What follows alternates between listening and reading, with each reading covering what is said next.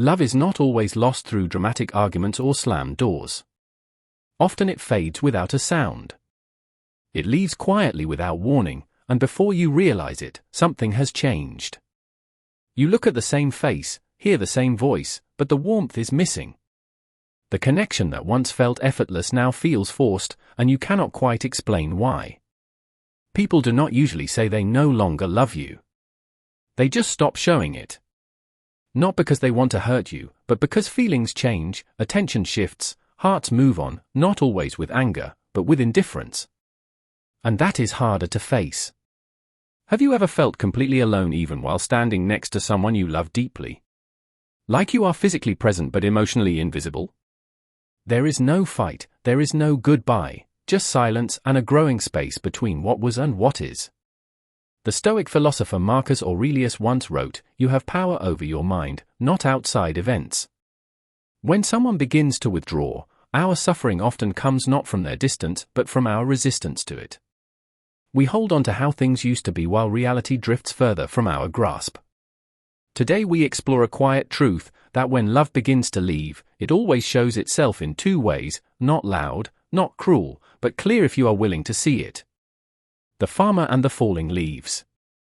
In a quiet village surrounded by tall hills and wide open fields, there lived a humble farmer named Elias.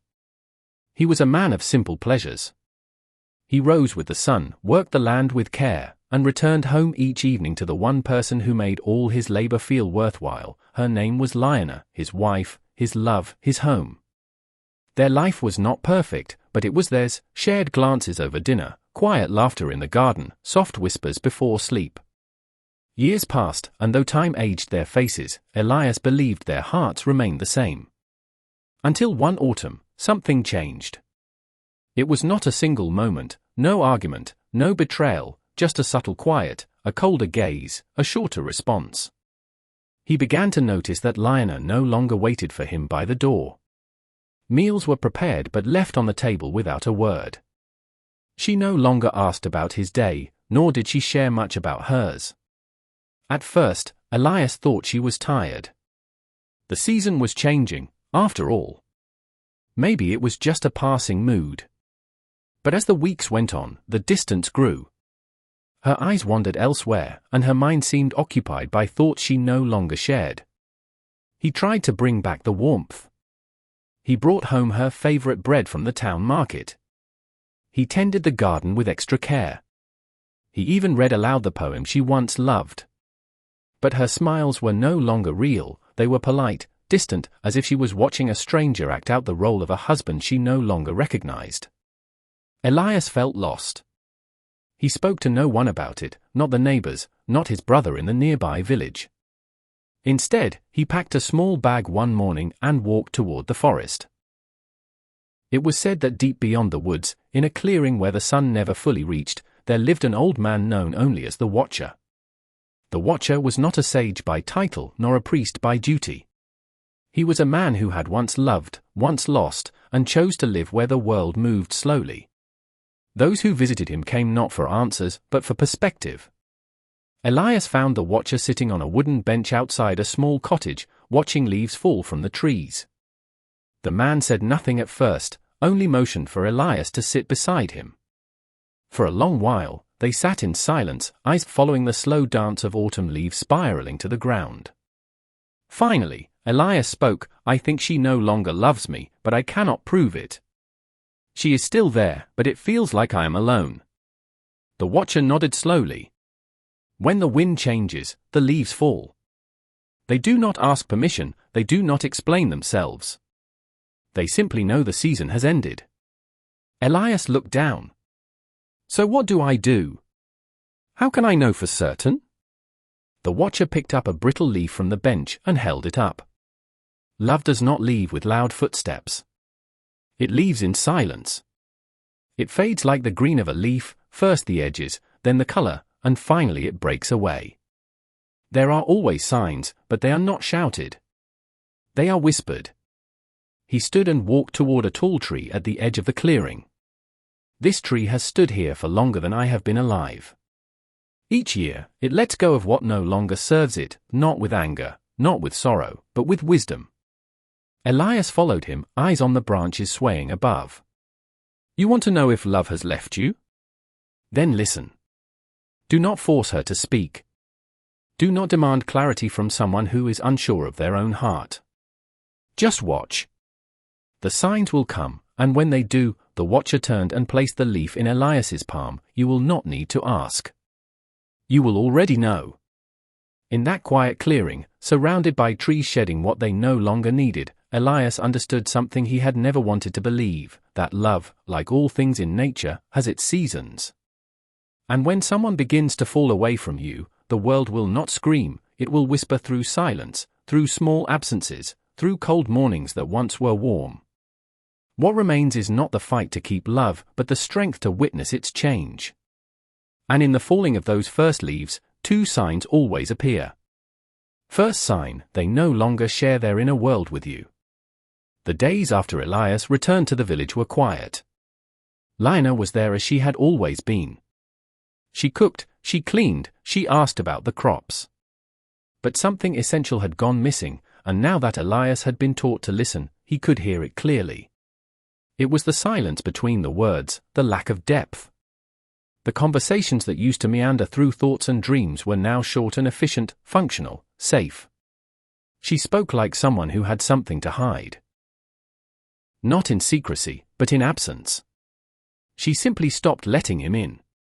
Elias remembered when they used to sit by the fire and speak for hours about their fears, about hopes, about meaningless little things that somehow made them feel closer. Now she answered questions with a nod. She told him what he needed to know, and nothing more. It was not hostility, it was retreat. One evening, Elias tried to bring back what once was. He asked her what had made her smile that day. She looked confused, then replied that nothing in particular had. The moment passed. The room felt colder. It was like knocking on a door that used to be open and finding it locked with no explanation.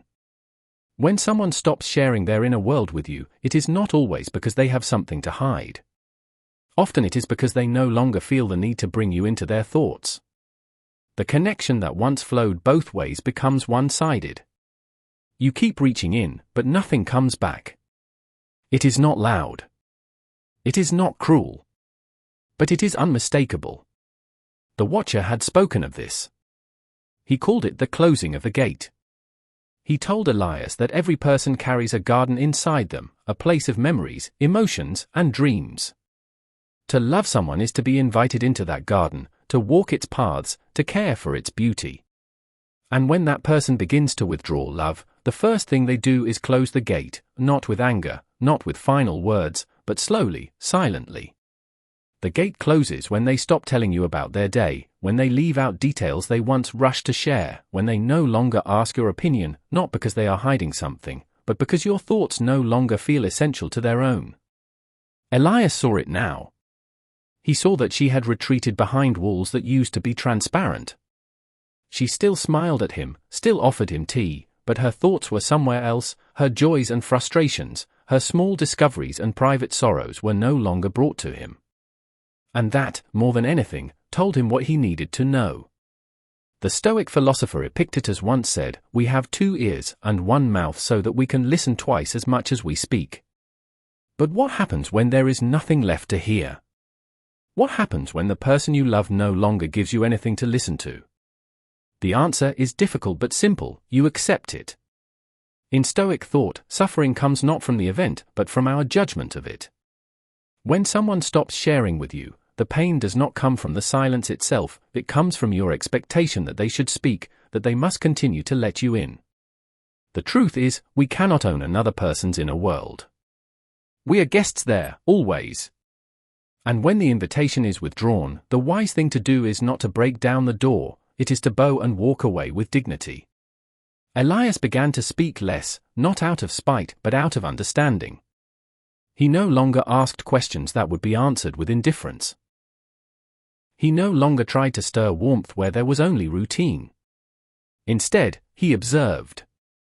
And in that observation, he saw the truth, not in what was said, but in what was no longer spoken. This is the first sign when love begins to fade, the voice of the heart grows quiet. They no longer share their fears, their hopes, their soul. You are still in their life, but no longer in their thoughts. And once you are no longer in someone's inner world, their outer actions will soon follow. The first leaf has fallen.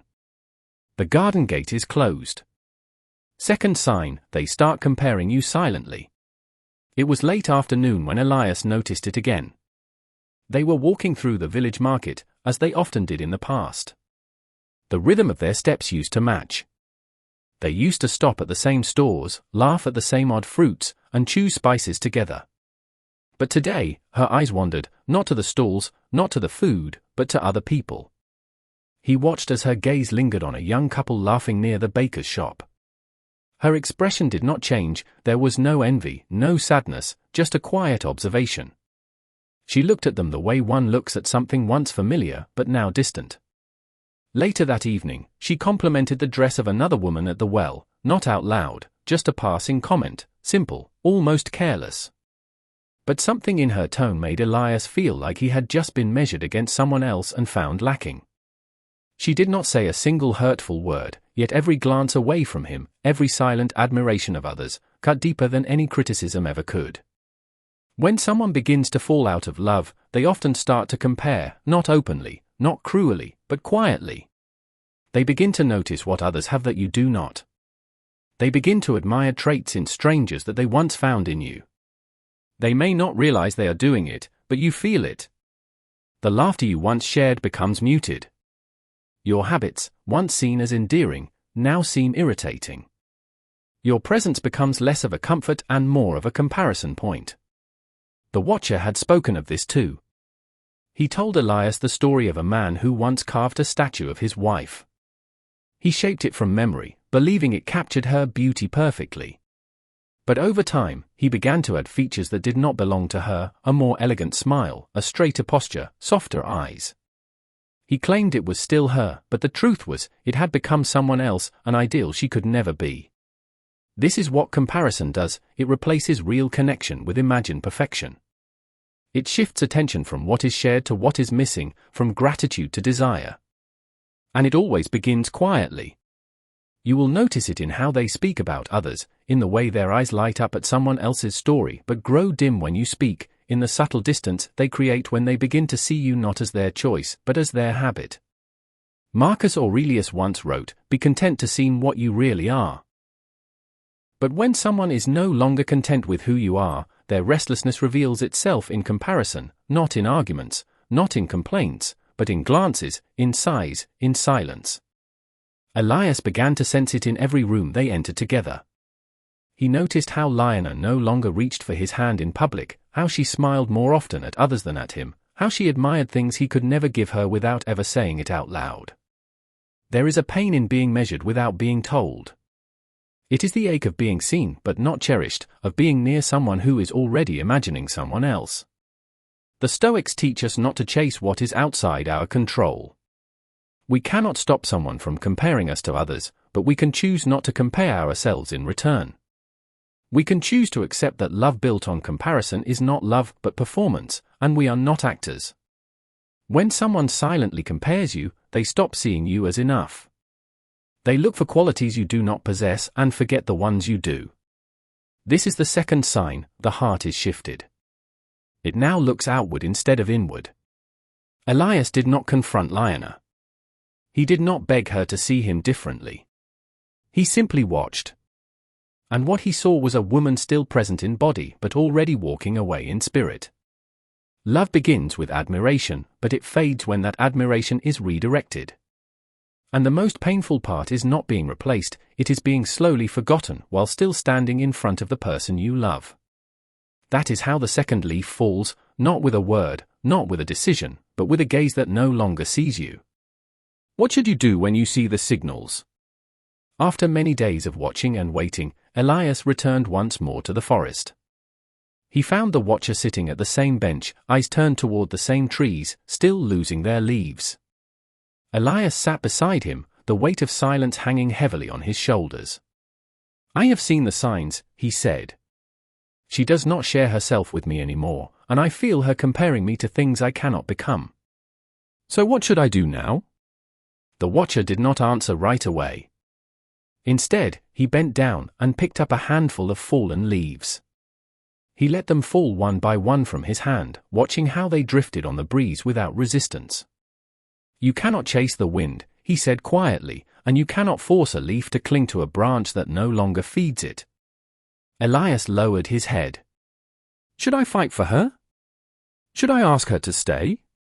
The watcher shook his head gently.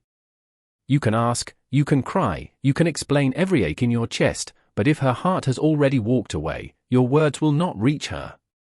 You would not be speaking to her, you would be speaking to the memory of who she was. That is the pain of love, not that it ends, but that we keep trying to hold on to what has already gone."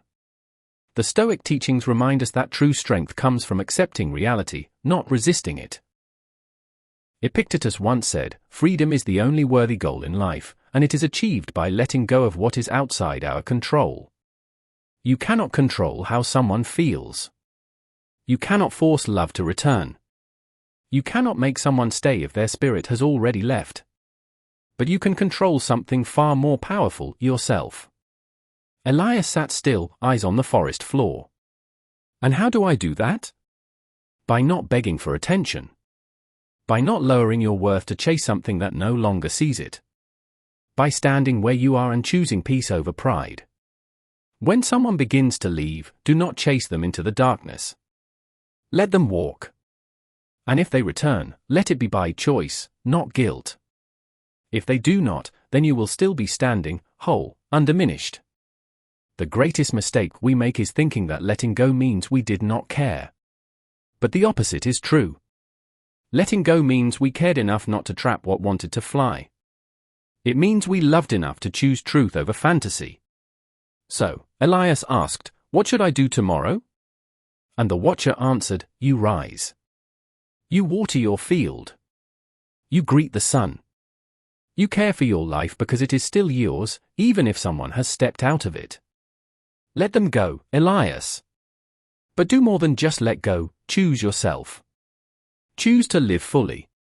Choose to build a future that does not depend on someone else's heart, because the one thing you must never lose is your own soul in the effort to keep someone else's love." That is what Stoic strength looks like, not coldness, not distance, but courage, the courage to stay grounded when everything around you is drifting away, the courage to keep walking even when the path beside you is empty. The strength in walking alone. The strength in walking alone. Elias did not return home with anger. He did not demand answers. He did not break the silence with accusations. He simply began to live differently. He still rose early. He still worked his fields. But there was a new stillness in him, a calm that came not from certainty but from release. He no longer waited for her to return to him with warmth. He no longer searched her face for signs of the love he once knew. He accepted what was, and in that acceptance, something shifted. One morning, he stood at the edge of his land, looking over the rows of crops. The season was changing again. The air was colder, the trees barer, and yet the land was still alive. So was he. He looked into the distance and saw his own reflection in the window of their home, not as a man who had been left behind, but as a man who had chosen not to lose himself. Love does not always end.